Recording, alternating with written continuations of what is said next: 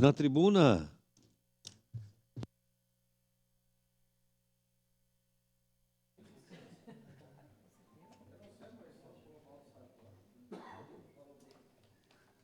Falei de todos os anteriores.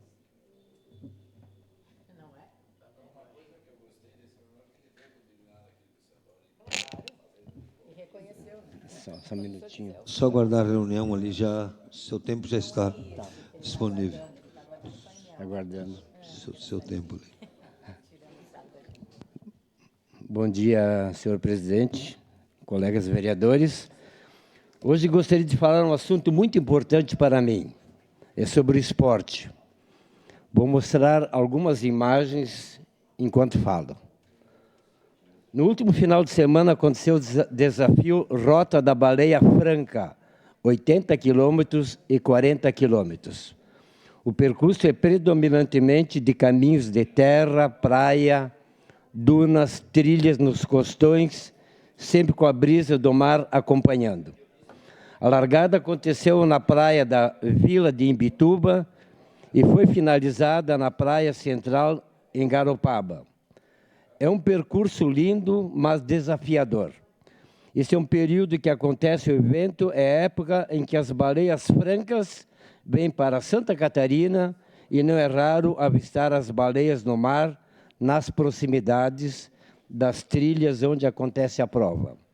Gostaria de dizer que nossa cidade esteve muito bem representada, tendo se destacado nesse evento esportivo.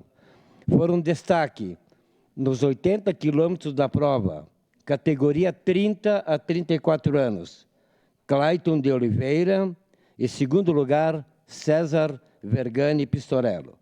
Categoria 35 a 39 anos, Ramon Guarese da Luz. Categoria 40 a 45 anos, Germano de Cabilis, meu filho. Categoria feminina, 40 a 44 anos, Virgínia Ribas. Nos 40 quilômetros de prova, categoria 55 a 59 anos, Neiva Mosquen.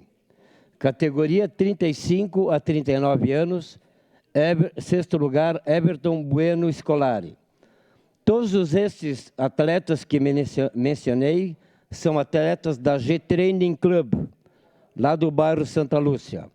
Parabéns pela dedicação, preparação e o sucesso nesse evento.